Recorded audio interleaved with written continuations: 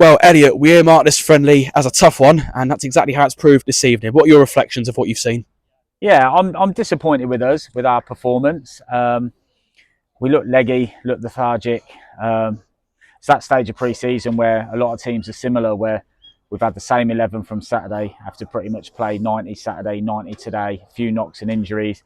And it looked like we were tired. And Rugby, they're a really good team anyway. Grant's put a really good team together.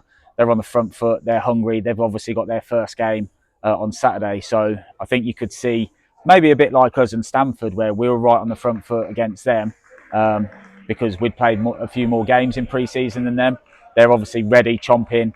Fans are getting behind them. Do you know what I mean? It was like treated like a league match. Like their bench was going mental. Like they're obviously buzzing with the win because it leads them in nicely into the season. And we're a good side, and they've beat us quite convincingly, really. So yeah, look, a bit disappointed in our quality overall, but look, it's pre-season for a reason. We've got 2.5 weeks to get right.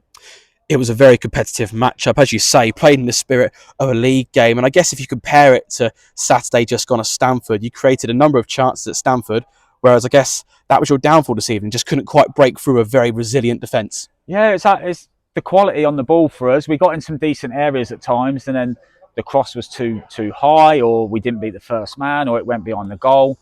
Like later on in the game, we probably had about 10 corners and things that we put in around the box. Another day you get something from that, but it's not like we cut them open, creating chance after chance. And then we're pushing forward, and to be fair, they've got a lot of good quick lads going forward themselves, so they're always dangerous. But yeah, like I said, it was one of them. Like, we'll be pleased to get, I think there's 4 lads who are back for Friday now, freshen things up a bit. Because like I said, I think we played on the Tuesday. We gave them a really tough session on the Thursday.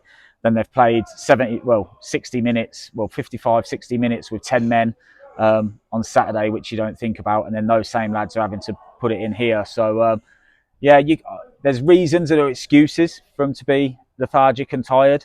And they certainly worked hard. They gave everything. But like I said, the quality was missing today. You've said it yourself. You hated pre-season as a player, particularly when it gets to this stage where you've played a lot of games, but the competitive season still feels quite a long time away. You come here tonight with the same 12 or 13 players available. How difficult is it when you've got quite a batch of numbers still available or unavailable for this game today? Well, exactly. We obviously lost Joel and Curtis from the squad the other day. I'm on the bench. Brownie's been struggling as well. Bruno's been struggling. I'm on the bench. We've got 2 academy lads on the bench today. We've got young Jack, a trialist as well. Curtis wasn't fit to actually play. The good thing is, the pleasing thing is, Matty Warburton got 20 minutes today, so he come on. Obviously, he's going to look a little bit rusty, but you could see straight away he's confident to get on the ball. He's confident to play.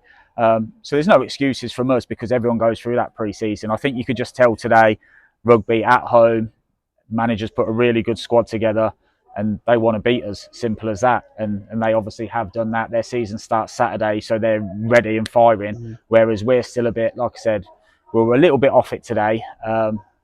Reasons behind it I can understand, but I've just said to the players there that now I go on. We've got 2 games and 4 training sessions, so it's really important. I think the lack of training sessions has probably hurt us a little bit because we haven't really worked on the passages of play and things. So those who watch today would probably think we're a bit disjointed when we're getting it. We're not really sure what we're doing with it.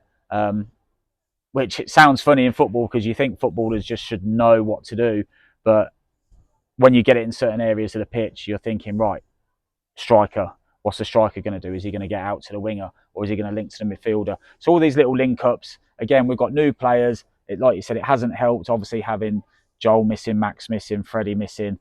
There's someone else as well who would potentially be in around the starting lineup, Jordan O'Brien.